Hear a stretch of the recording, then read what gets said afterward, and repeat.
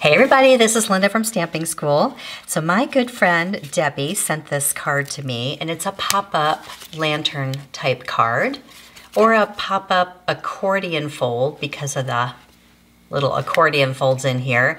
So she did this one with the pretty Blackberry Beauty paper we have in the Stampin' Up! Holiday catalog, and added these cute little stamped sentiments in here and leaves.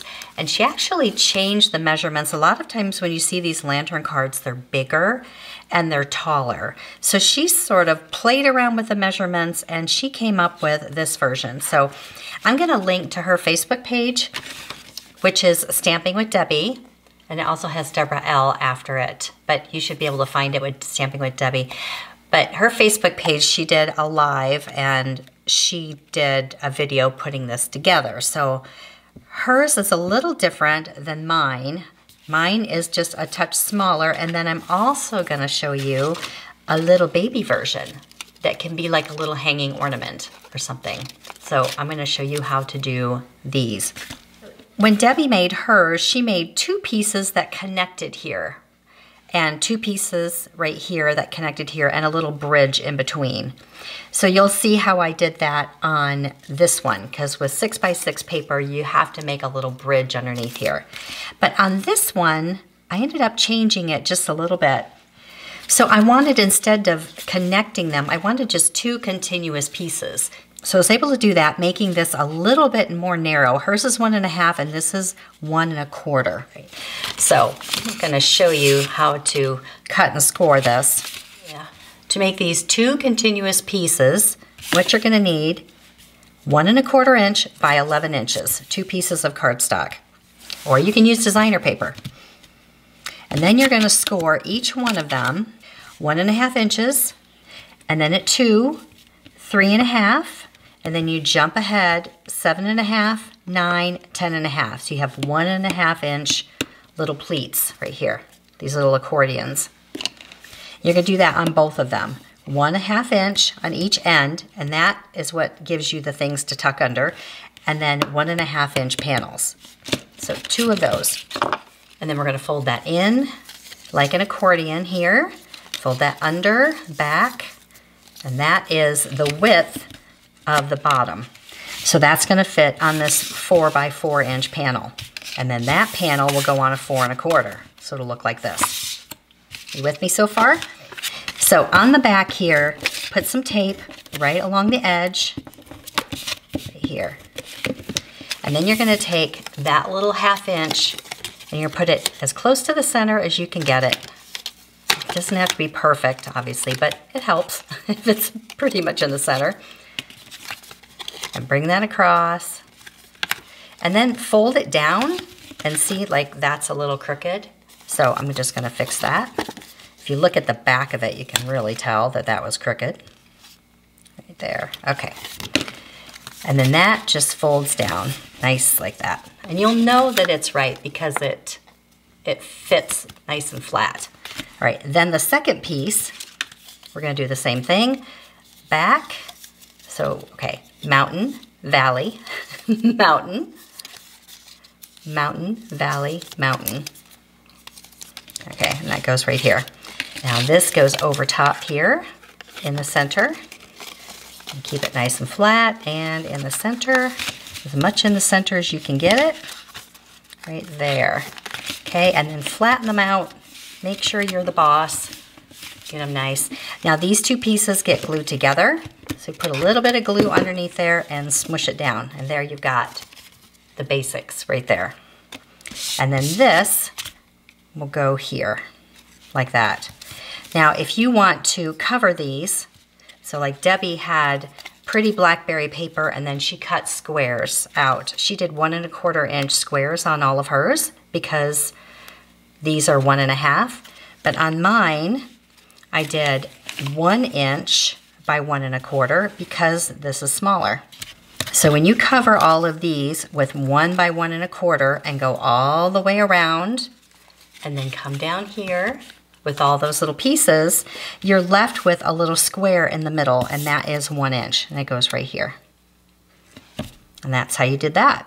So you can decorate these any way you want. You can add something cute in the bottom, decorate it, add some trees. You could not use designer paper and stamp images. I think that's really fun.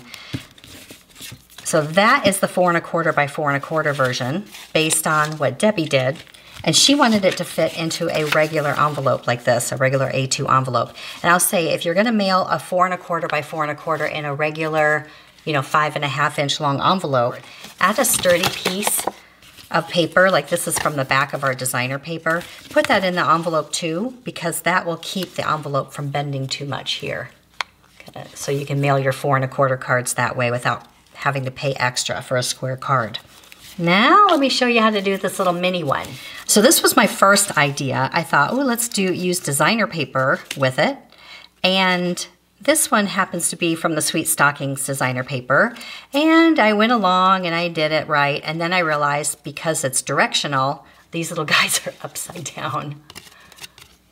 Okay, these guys are upside down. So if you have paper that's directional like that, then what you're gonna have to do is cut it into 4 pieces that are 6 by 6. And that's what we're gonna do on this next one. Now here was my second version. I got it right, so I got all of the little images going in the right direction.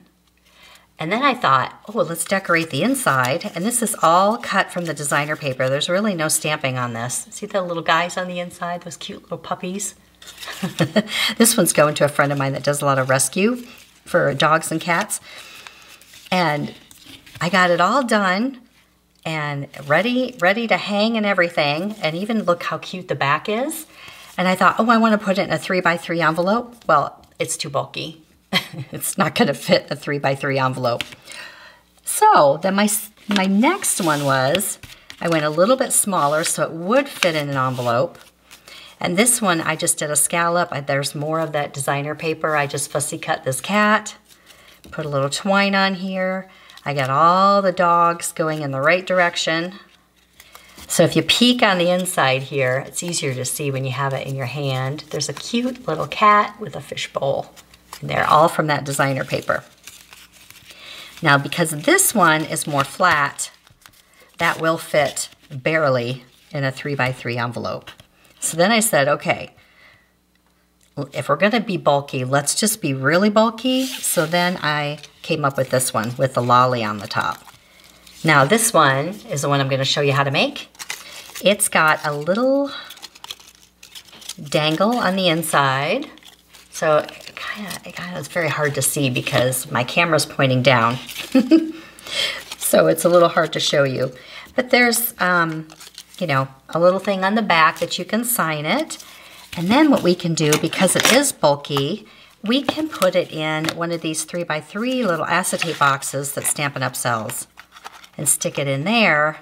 And then we don't have to worry about an envelope. Of course, it's gonna be harder to mail. You'll have to put in a padded envelope if you have to mail it, but look how cute to have it in there. And it's just a nice little, it's a card and it's a 3D gift. Possibly they could hang it somewhere. It's small enough that it could hang on the tree. So I thought that was kind of fun. All right, let me show you how to make this.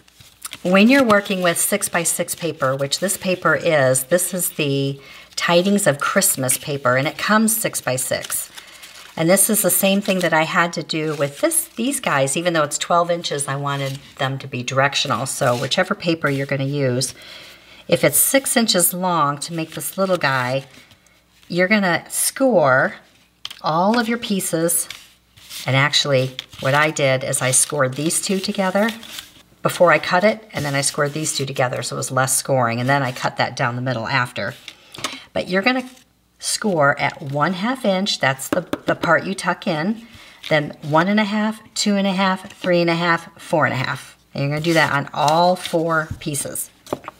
Now your base is 3 by 3 and then 2 3/4 by 2 3/4. That's your little piece that's gonna go on the inside. But we're gonna attach these to the back of this bottom piece, the 3 by 3. That's what fits the best. So on the back, we're gonna put a little bit of adhesive all around. And then we're gonna add these. I'm gonna alternate these. So this one goes here, okay? And this one does not attach across. We're gonna do all 4 pieces. So it's a little different than the big one. that we just did 2 pieces. This one we need 4 pieces. So we're gonna put these opposite to each other, right here and here, like this. Okay, make sure that they're even.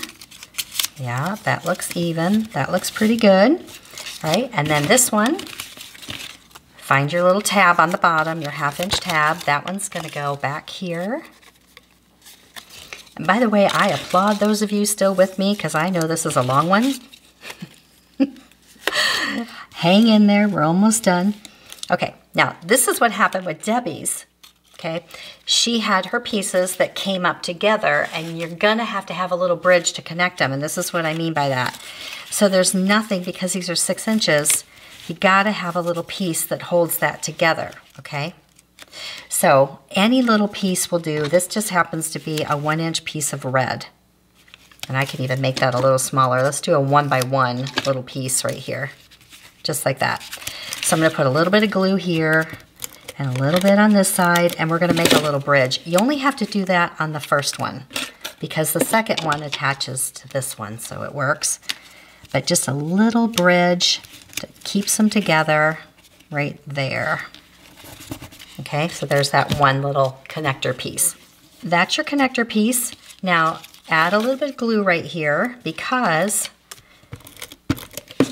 these 2 pieces now need to come together right here, just like that. And they're gonna attach to that piece of red, that little bridge we created. And there it is. Cute, right? Now you can decorate it any way you want. I will say it's good if you have a bone folder, you know, get those little creases, good. Now we can add in this little piece of white down at the bottom. You can stamp it first and add this in. So do all your stamping, add your little layer, and you could probably do that before you put all your pieces on, obviously, if you want to, because you're gonna attach underneath here. And then on the back side, we're gonna add another piece of white here, and this is where you'll write your little note. You can stamp your greeting, whatever you wanna put on here, to, from, whatever. I think on this one, I did this, wishing you a joyful Christmas and Happy New Year. Okay. All right, now let's do this top part. I wanna show you how to do this little dangle underneath here. Now there's a Tidings and Trimmings bundle in the Stampin' Up! Holiday Catalog, and I used some of these sentiments, and then I used the dies that went with this. So there's a star, and then there's this little star. Now, I know you guys have a lot of stuff already. You might even have anything that kind of has some weight to it, a trinket, anything would be great to dangle here. This, I used 2 pieces of cardstock back to back because it felt like it really needed some weight on it. And I had used the gold cord that we have, but it's a little stiff. So if you happen to have anything thin like this, a thread, a very light fishing twine, any kind of jewelry twine that's very light would be pretty. I would really like to use something translucent, but I couldn't find it. It's in here somewhere. This is just a little piece of gold cord from years past, and it seems to work pretty good. You could use linen thread, you can use anything light, and you're gonna sandwich this guy in between so it can dangle. We've had some really cute trinkets over the years. If you still have any of those holiday trinkets that are metal, those would be great to dangle because they're heavy and it will, you know, swing nicely. Okay, you're gonna need a hole punch in the middle to run this through. So I'm gonna use my Crop-A-Dile. This good old Crop-A-Dile has been around for years, right in the center. Any hole punch will do. You want something that's probably 1/8 of an inch. And just run this up through. Now the tricky thing is where to stop. So if it's just sitting on a table, it's probably just gonna dangle right there. But if it's stretched way up, it's gonna be taller. So kind of play with it and see, just kind of bounce it around and see what the natural place would be for this little guy. And you don't have to do a dangle in the middle, but I thought it was kind of fun. That looks good. It looks like it's hanging about 1.5 inches right there. And you know, if this is long enough, this could be what your little hanger is also. So you wouldn't have to do the ribbon. You could just do that. That would probably be nice. But in this case, I'm just gonna trim this off. And then we're gonna glue it down. And this guy isn't bulky enough. It's still flat, and it's just gonna sit inside there until they open it. Little bit of glue right there to hold that down. Next up, the lolly. And if you haven't made lollies before, they're really fun. This happens to be 1 inch by 11 inches, and you score every 1/4 inch all the way down. So it's 1 inch by 11 inches, and you want really strong glue. This is that tear tape. It's really strong. I had used just this seal on the end of my lolly, and when I came back to film, it had popped off. So needed to be something a little bit stronger. And what you want to do is take off one little section. So technically it's 10 3/4 because we're going to take off that little piece and then bring these together and glue those together so it looks like that. So it looks like a little bracelet. A little trick you can do if you have any of these Stampin' Up! Containers that the embellishments came in, if you put that inside there, it kind of just helps you hold it down. So you got to squish it down to make your lolly like that. This one I think is about 2.5 inches, but they love to spring up, so you really got to keep them in their spot. Yeah, it's about 2.5 inches. And I found hot glue works the best. If you have hot glue, that's amazing. If you don't, if you just cut a circle too and use really good glue, you can also put dimensionals in the bottom, but I didn't want it so bulky. But just use a lot of good adhesive while you're holding it down. And this is going to be for the bottom. Okay, and really rub it. But again, I love hot glue instead. Just put hot glue on there, and that really holds it. But there is your lolly. And then I have some scallop circles, and if you still have those scallop circle punches, that would be perfect, easy, but these are the dies, the little circle dies that come with a little scallop, and they get a whole bunch of sizes in there. And now what we want to do is start adding these pieces, but we want to put the hole punch in there. So here's my layering pieces. I'm just going to put these together, hole punch everything at once, and that's where the ribbon's going to go. About 6 inches of ribbon, just fold it in half. I'm going to stick it through the hole, and that's going to be my pole. And these little tails will just get glued down. So a lot of adhesive back here, and then stick that ribbon down.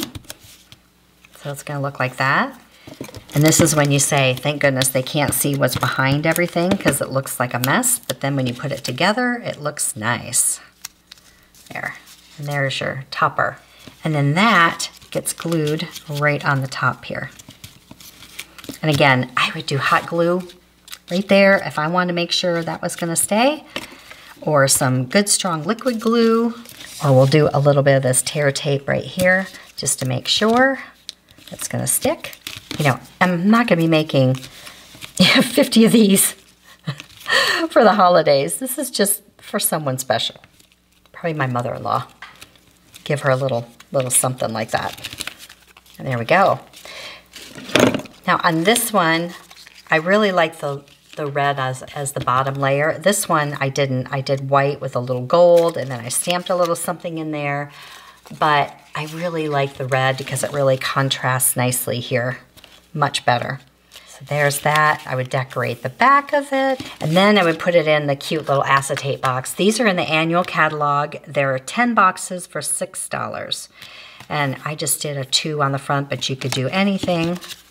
And that fits in there nicely. I just ran the ribbon across the lid.